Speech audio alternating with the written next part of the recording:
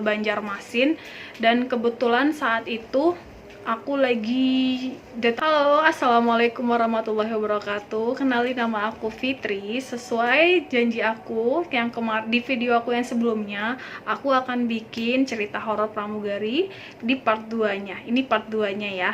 Buat teman-teman yang belum nonton video aku yang pertama, silahkan ditonton dulu biar ceritanya tuh nyambung kayak gitu ya. Oke, teman-teman jangan lupa like, komen, dan subscribe-nya agar video aku atau channel aku ini lebih berkembang lagi, agar aku lebih semangat lagi bikin video. Oke, jadi itu ini cerita aku yang kedua ya. Kemarin di Hotel Manado, kalau sekarang ini tuh di hotel mana namanya, Banjarmasin, di Hotel Banjarmasin. Ini itu kejadiannya kurang lebih 2 tahun yang lalu. Itu saat aku nginep di Hotel Banjarmasin, dan kebetulan saat itu aku lagi datang bulan, dan kalian tau lah ya kalau orang datang bulan itu sensitif banget. Dan itu kita sebelumnya kita keluar sama satu set kru, kita nonton gitu bareng-bareng kapten, FO, pramugari semuanya, dan kita balik ke kamar itu kurang lebih udah hampir jam 10-an malam. Nah, saat itu aku lagi konflik sama doi mantan aku kayak gitu ya, lagi ada konflik, dan itu sudah mau jam 11 malam mau ke jam 12. Jadi kata senior aku gini, aku pakai handset ya Fitri ya, kamu kalau mau marah-marah, mau teriak-teriak silahkan, karena dia ngerti aku habis putus kayak gitu kan. Jadi aku dipersilahkan buat marah-marah, teriak-teriak kayak gini pokoknya kayak gitu. Nah, habis balik dari luar, aku belum mandi, belum bersih-bersih, belum apa, langsung teleponan, langsung kayak ya biasalah orang biasa berantem kayak gitu kan.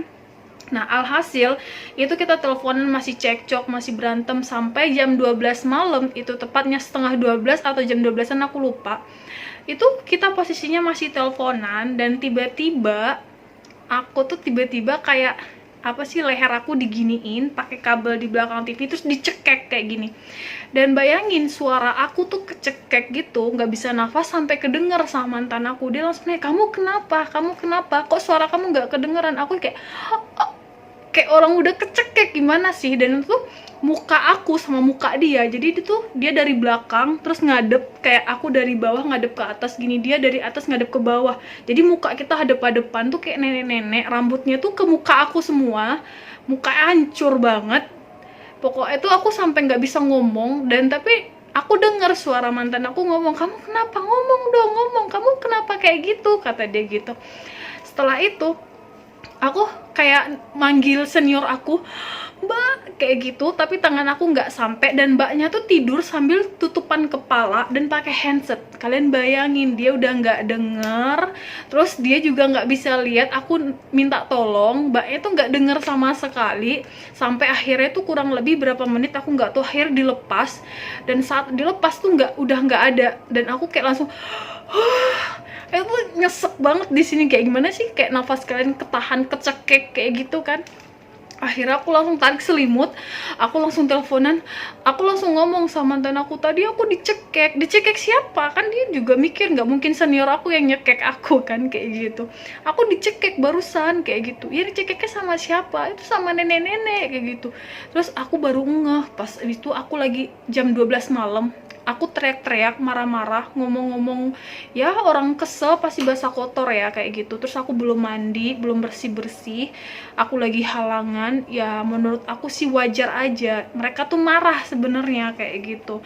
Jadi ini pelajaran ya buat teman-teman semua, apalagi yang buat cewek-cewek yang lagi datang bulan tuh sensitif banget kayak gitu. Sesuai pengalaman aku, itu bener-bener sensitif banget, dan itu nggak hanya sampai di situ aja. Besok paginya itu kita kurang lebih jam 4 apa jam 5-an, kita tuh mau ke Pasar Terapung di Banjarmasin, dan itu kita turun paling duluan. Kamar aku sama kamarnya si kapten tuh sampingan, jadi kamar aku lebih, kalau kapten mau turun melewati kamar aku dulu, tapi kitanya udah turun duluan. Nyampe di bawah, si kapten kaget, loh kalian udah di bawah?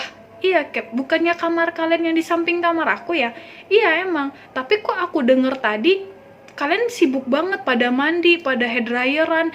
Aku bilang gini, nih anak cuman mau ke Pasar Terapung kok pakai mandi segala kayak gitu, pada pakai hair dryeran kayak gitu. Enggak kok, orang kita udah di bawah dari tadi gitu. Terus aku belum cerita ya sama kru aku kalau aku semalam habis dicekek, aku belum cerita nih. Nah setelah itu kita ke Pasar Terapung, nyampe di sana aku mulai kayak muntah, tapi muntah belum banyak. Nah saat itu kita setelah selesai dari Pasar Terapung, aku ngomong kayak gini, Mbak semalam aku dicekek. Dicekek siapa? Aku cerita kan, nenek-nenek gitu. Aku udah manggil mbak, aku nggak denger kata mbaknya. Soalnya aku pakai headset, kan aku udah bilang sama kamu kalau kamu aku pakai headset kamu teriak-teriak aja. Iya mbak, semalam aku dicekek, dan aku ceritain lah kejadiannya kayak yang tadi gitu kan. Nah setelah itu kita makan soto Banjar. Pas lagi makan di tempat makan, dan kalian tahu aku muntah di meja itu tuh bener-bener banyak banget. Dan muntah, aku ngerasa aku nggak sakit, kok aku muntah-muntah terus gitu. Mulai setelah itu pas muntah kita nggak jadi makan, ya udah balik aja yuk gitu. Kayaknya si Fitri lagi nggak enak badan, hasil kita nggak jadi makan, kita balik. Di mobil aku muntah terus sampai hotel, dan sampai pesawat aku masih muntah. Jadi aku dibantuin sama junior aku buat greeting, karena aku baru ngomong bentar aku udah muntah kayak gitu, sampai aku lemes banget. Dan nyampe di Jakarta itu kita penerbangannya Banjar, Jakarta, Jakarta Padang, Padang Jakarta. Dan nyampe Banjar ke Jakarta, Kapten bilang, Fitri kalau kamu udah nggak sanggup turun aja nggak apa-apa kayak gitu, kita cari penggantinya. Nah tapi sama anak dua di belakang yang junior aku, dia nggak mau kalau aku diganti, dia mau tetap terbang sama aku biar mereka yang backup aku, katanya kayak gitu. Aku cuman nggak mampu greeting aja, kalau yang lain aku masih mampu, karena kalau saat aku greeting nyambut penumpang aku kayak pengen muntah gitu, aku nggak tahu kenapa ya. Jadi saat itu aku tetap melanjutkan penerbangan aku ke Padang, dan kalian tahu saat aku mau ganti pesawat, aku naik tangga dan aku pingsan dong.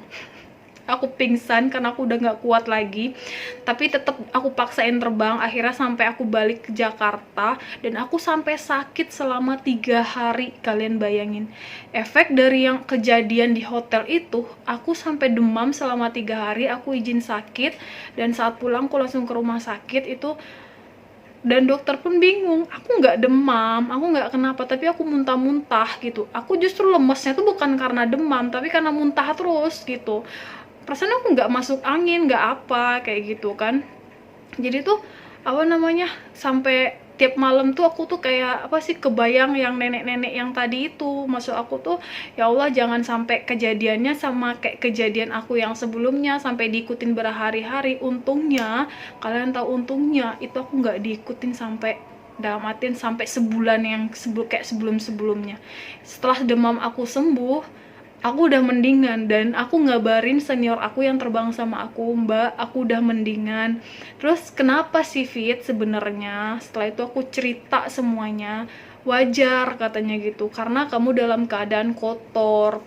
Maksudnya tuh ya cewek yang datang bulan tuh udah matanya kotor lah ya kayak gitu. Terus kita pulang malam, belum mandi belum apa, teriak-teriak jam 12 malam, dan ternyata aku dapat kamar yang kamar bener-bener terkenalnya angker. Di Banjar itu hotelnya, aku nggak usah bilang hotelnya ya, itu tuh bener-bener hantunya vulgar guys. Kalian percaya nggak? Itu tuh, ini bukan kejadian aku ya, dari ada yang kru aku, FO-nya itu terbang bareng sama aku, lagi video callan sama orang tuanya. FO tuh kayak pilotnya ya, kayak gitu. Terus naruh handphonenya di depan kaca gitu kan, nih kaca, terus disenderin, terus ngadep ke dia, dan di depan dia tuh ada kursi. Nah dia ngomong, mah aku mau ke toilet dulu ya. Dia pergi ke toilet. Kalian tahu mamanya itu kan masih mantengin tuh videonya, dan kalian tahu itu kursinya ditarik ke belakang, dan mamanya ngeliat. Terus mamanya dengan polos ngomong sama anaknya, kamu tadi di mana? Di toilet. Itu kursi kamu tadi ditarik. Dan kalian tahu Mas ini tuh penakut. Untungnya dalam penerbangan itu ada pramugara, dan dia telepon pramugaranya. Akhirnya dia itu tidur sama pramugaranya, karena dia nggak berani tidur sendiri. Dan karena kejadian itu banyak banget kejadian-kejadian, dan masih banyak lainnya kejadian yang kayak gitu. Itu tuh sampai kapten atau FO minta hotelnya itu tuh hotel beda. Jadi kadang kita keseringan kalau kaptennya yang penakut, dalam artian horor gitu ya, dia minta hotelnya beda, nggak mau ditaruh di hotel itu. Kalau kita pramugari ya kita terima-terima aja, mau taruh di mana aja ya, dapatnya hotel itu ya terima aja kayak gitu, kita nggak boleh milih gitu loh, intinya kayak gitu. Oke, aku rasa ini takut ya nanti videonya ini terlalu panjang. Masih ada lagi cerita-cerita yang lainnya yang masih banyak lebih serem dari ini yang harus aku bagiin. Tapi ini videonya sudah mau 10 menit, nanti kalian kelamaan nontonnya. Aku rasa cukup itu dulu aja. Semoga kalian enjoy dengan cerita aku. Kalian gak boleh takut, harus berani. Aku ngomong doang, aku juga takut aslinya. Oke, untuk rasa cukup segitu aja untuk video ini. Jangan lupa untuk teman-teman semua, kalau masih ingin nonton cerita-cerita aku selanjutnya, video-video aku selanjutnya, nanti akan ada lagi informasi, motivasi, ataupun cerita-cerita horor atau pengetahuan tentang penerbangan akan aku share di sini. Jangan lupa like, komen, dan subscribe-nya. Aku mohon bantuannya agar channel ini lebih berkembang lagi ya. Aku udah sampai di sini. Selamat malam semuanya. Assalamualaikum warahmatullahi wabarakatuh. Dadah.